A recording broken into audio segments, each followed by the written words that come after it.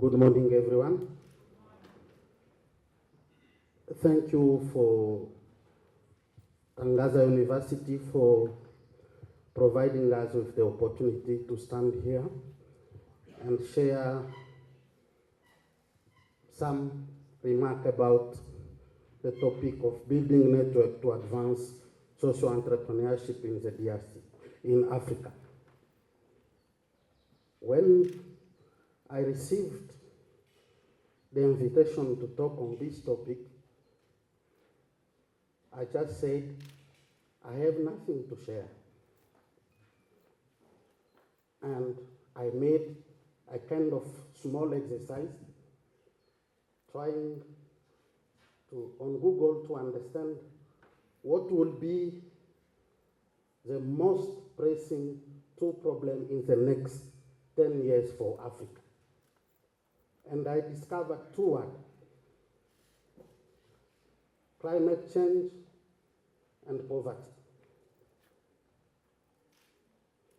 I said climate change and poverty.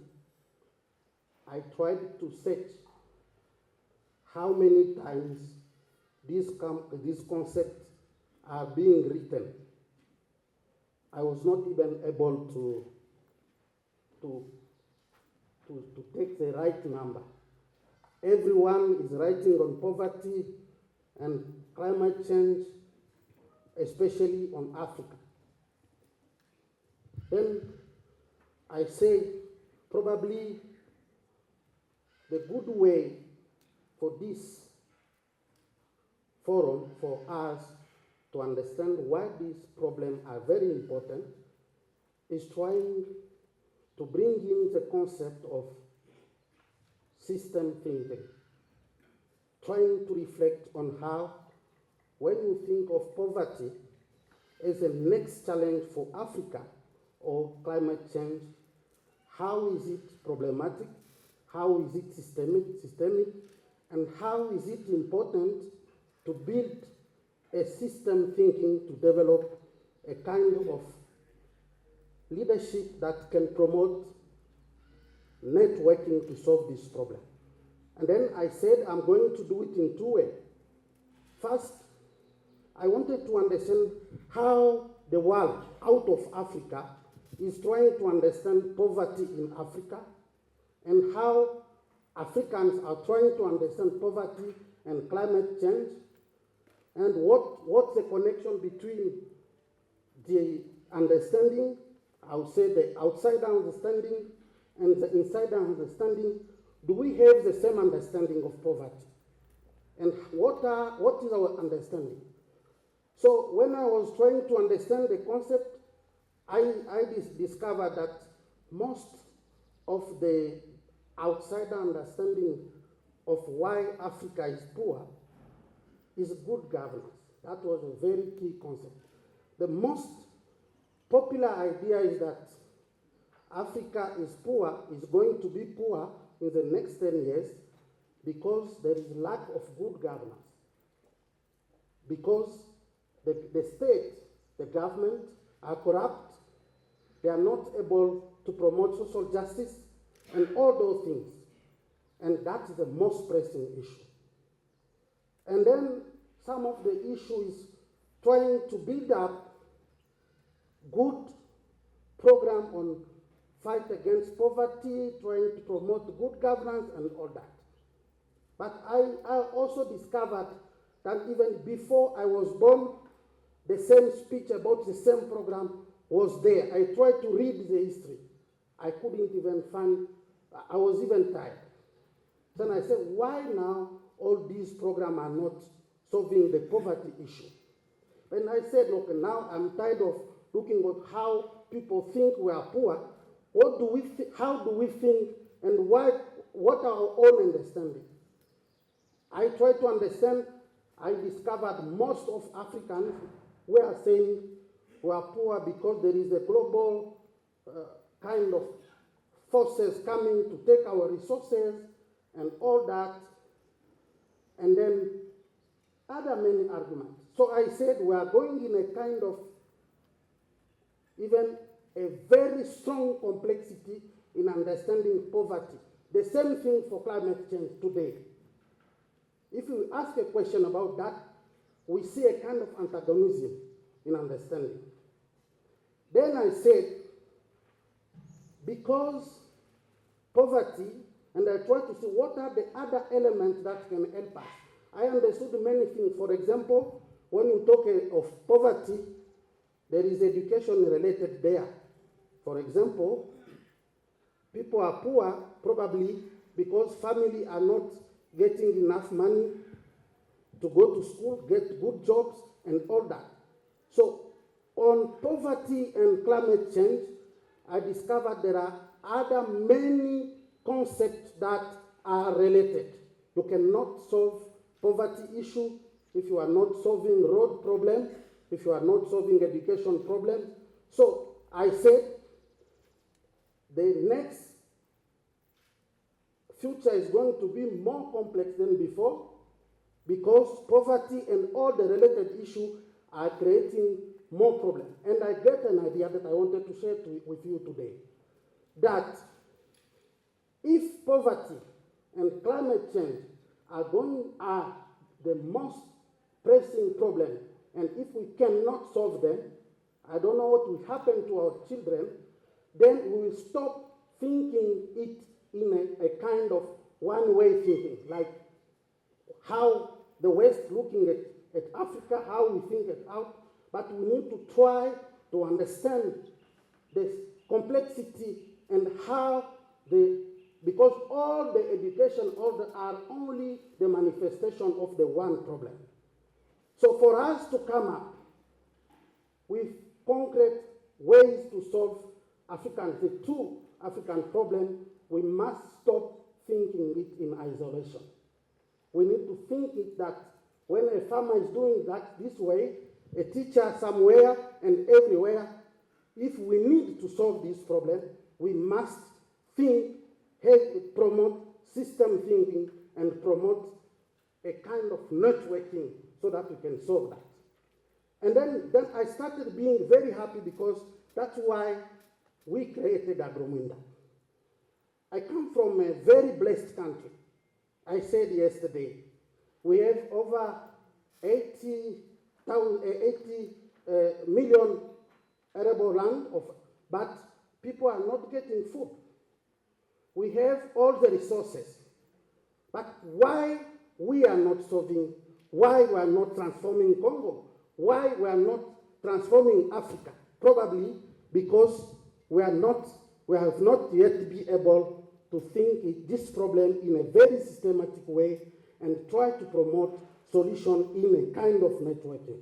And that's why I find this conference very useful. At Agrominda, we think, as I said, that poverty, climate change, these issues are interrelated. And then if we think the correlation between all these problems, we find that we need to go back and then try to promote consolidated solution. We have a shared vision of what we want. We need to have a shared vision of what the next Africa will be. And I believe it is possible. So the first thing, if you want to promote a new Africa, we need to promote a new understanding of Africa and its problem. We need to promote a shared vision of Africa, and this is where the concept of information is coming in. How do we use the potential of a new technology to build up systemic thinking, a shared vision of what Africa, of the Africa we want? And this shall not come from outside. This shall come from housing. This shall come from our school. And then we can use this because Dr. Zeketula has demonstrated how he used technology in 1 minute. We came up with an idea. And that's what Agrominda is trying to be, that digital ecosystem that connects villages and counties at a national level. Try to convince the government that, look here, this is what the people think, and this is how we should think Congo, Africa. The second way would be trying to look at how we work. You know, I have the chance to speak English, but when I organize the DRC Social Innovation Summit, I see how people from Kenya, from Uganda, they cannot communicate. And I'm very convinced that we are not going to solve the issue we are facing if we are not able to transcend language barriers. If we are not trying to integrate, to find a way how Francophone countries, English-speaking countries can communicate. And I believe that's the need to promote a common language. And it is possible. By doing what? By trying to do things like this, we promote people, we can share knowledge, we can share experience between different countries, we can share project experience so that we can come up with integrated vision and integrated program. And lastly, I would like, maybe I'm very naive, my last 10 years experience in private-public partnership has convinced me that Africa will remain poor, will not solve the pressing issue of climate change if we continue to think that the government is our enemy. If we continue to think that the best way for the civil society is developing more critical and skeptical idea against the government. I'll just share an idea. I'm developing a private-public partnership with one of the local governments in Congo. This is promoting water using digitalized water system to share the water. Before, it was very impossible to think of that. Because I believe, and yesterday I said, I believe that government people I know they are corrupt. But I'm strongly convinced that they are not coming from heaven or from hell. They are coming from our families. They are coming from our villages. If we think that a human being is able to change, then we shall be able to think how we talk to them. I never corrupt a local government to get a contract. I never. I talk to them. And then now I can see how, when we collaborate in a very positive way, not being brutal, because we are used to that, going to media. But I think if we talk to the government official, we convince them that we entrepreneurs, social entrepreneurs, we have solutions. Probably we have also some money, because we tried to even pre-fund some program. The government will believe, and they have more money to support our program. So the next Africa, I wanted to end up there, need to develop, and that's my real recommendation for this conference, to try to develop a system thinking way for our problem, and then try to build up local partnership, regional partnership, so that we can go together.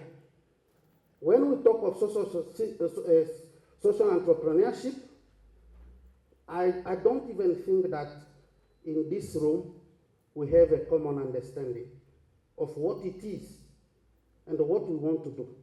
If we want to create theories, we'll build up many books.